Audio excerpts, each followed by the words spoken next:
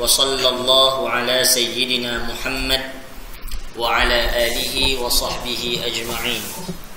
اللهم علمنا ما ينفعنا وانفعنا بما علمتنا وزدنا من فضلك وكرمك علما واجعلنا مخلصين.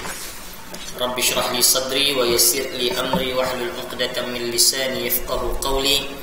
سبحانك لا علم لنا إلا ما علمتنا إنك أنت العليم الحكيم ولا حول ولا قوة إلا بالله العلي العظيم.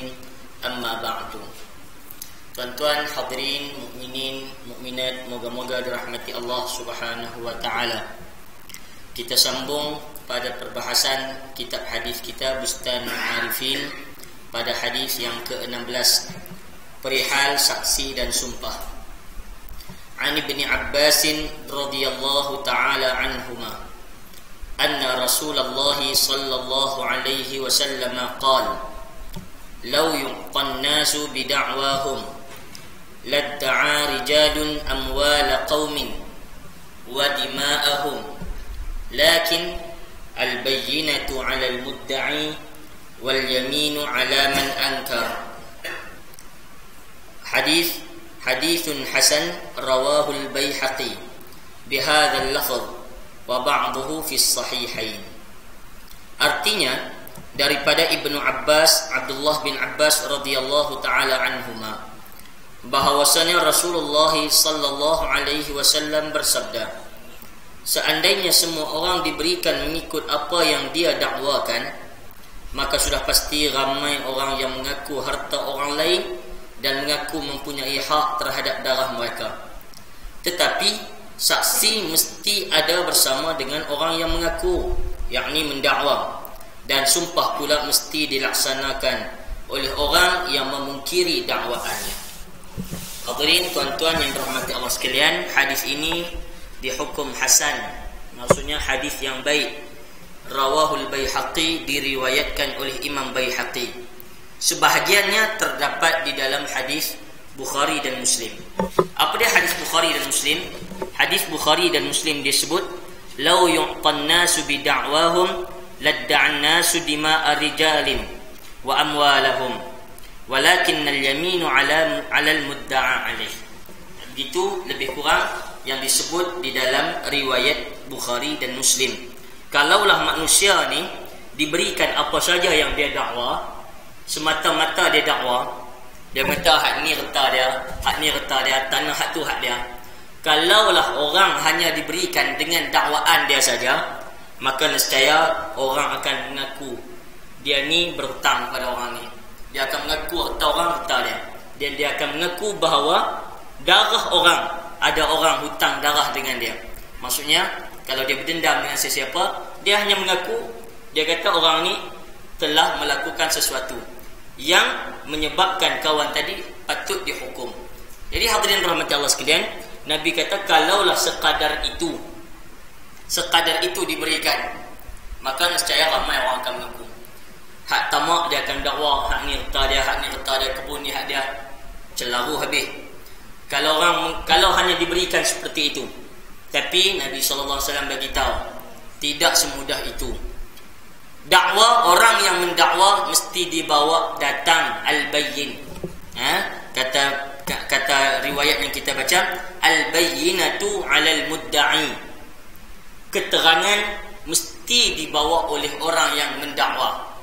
Wal yaminu 'ala man ankar, dan sumpah kepada orang yang mengingkari dakwaan tersebut.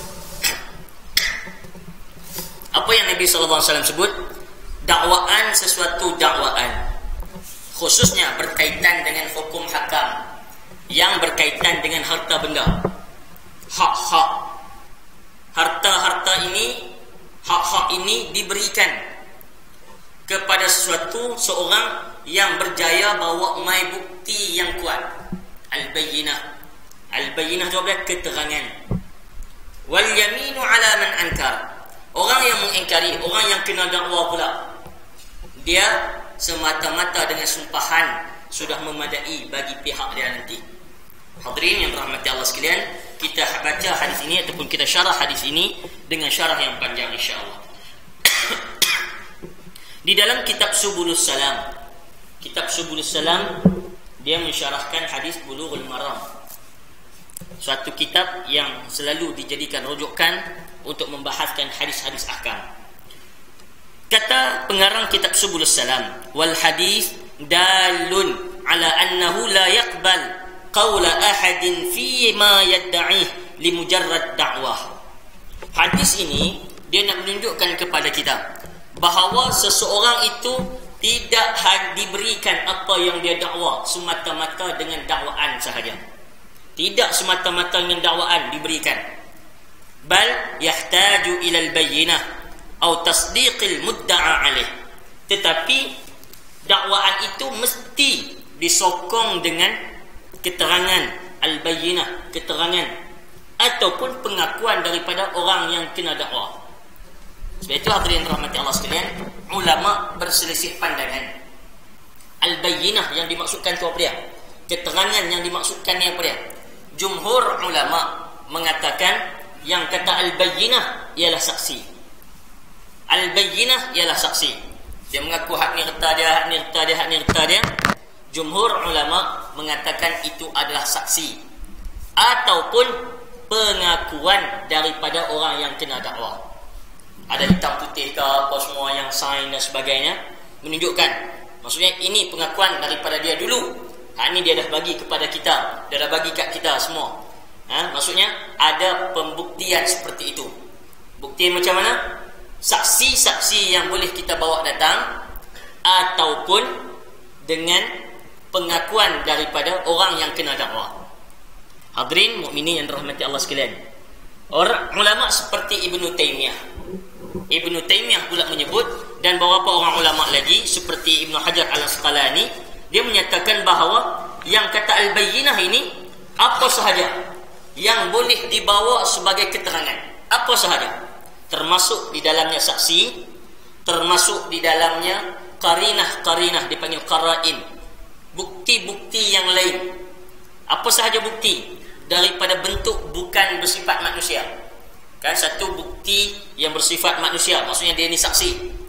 Satu lagi bukti yang ada qarinah lain menunjukkan bahawa pemilikan itu sudah berubah atau seumpamanya. Hadirin rahmati Allah sekalian, apa sahaja disebut sebagai al-bayyinatu. Hadirin yang rahmati Allah Subhanahu wa taala, maka bagi orang yang mendakwa, dia dakwa kawan ni hutangnya, misalnya tuan-tuan, kita orang dakwa seorang main tuntut hutang daripada kita, seorang yang tuntut hutang daripada kita, dia kena bawa main sesuatu yang sungguh kuat untuk menyokong bahawa kita berhutang dengan dia. Dia tu bertanggungjawab bawa main bukti yang kuat. Bukti apa? Sama ada saksi, sama ada kertas surat janji, ataupun apa sahaja yang menjadi dalil bukti bahawa kita berhutang dengan dia. Kita orang main tuntut hutang kat kita, kita tidak ada sebarang bukti yang kita tidak berhutang dengan dia, ataupun kita berhutang dengan dia, tak ada bukti apa. Tiba-tiba terkejut orang main minta hutang kat kita. Seingat-ingat kita tak pernah kita berhutang dengan siapa pun, orang main minta bukti kepada kita. Maka pihak yang kena dakwa, dia semata-mata dengan sumpahan dia memadai untuk menafikan yang dia berhutang dengan seorang tadi. Hak tu dari sudut hukum. Hadirin mukminin yang dirahmati Allah Subhanahu wa taala. Kata Imam An-Nawawi dalam mensyarahkan hadis ni, Arif ini pun karangan dia. Apa kata Imam Nawawi? Liyakuna aslan fi babil qada' bainan nas. Hadis ni dia harus dijadikan benda asas di dalam menentukan hukum antara dua orang yang berbala. Idh huwa manhaj yajibu an yasira alaihi kullu man arada an yufassil baina khusumatin nas. Mesti dijadikan manhaj yang mesti diikuti oleh siapa yang nak mendamaikan ataupun yang nak menguruskan orang-orang yang bertelagah. Liya'udal haq ila nisabihi wa ahlihi, supaya hak itu kembali kepada orang yang layak.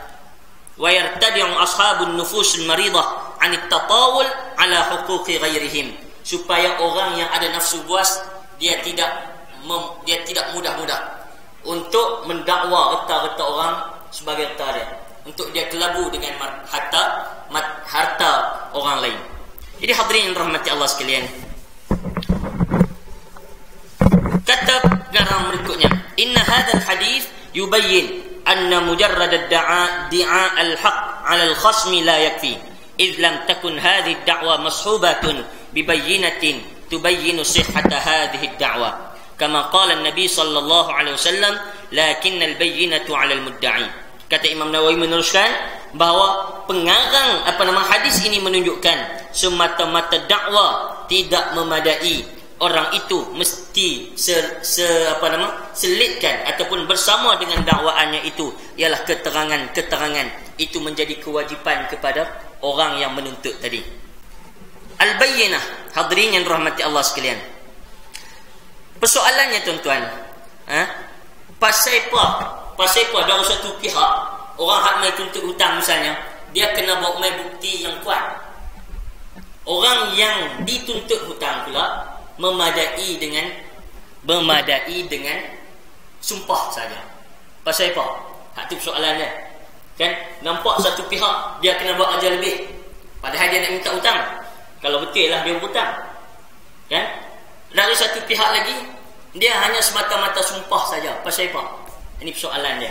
Tuan-tuan mukminin yang dirahmati Allah Subhanahu wa taala sekalian. Wal jawab ala dhalik anna asy-syakhsa idza da'a ala ghairihi amran fa innahu yad'i amran khafiyan yukhalifu dhahirul hal falidhalika yahtaj ila an yusanidu da'wahu tilka bi bayyinatin zahiratin qawiyatin tu'ayyidu sihhata da'wah. Begitu tuan-tuan. Maksudnya asal kepada seorang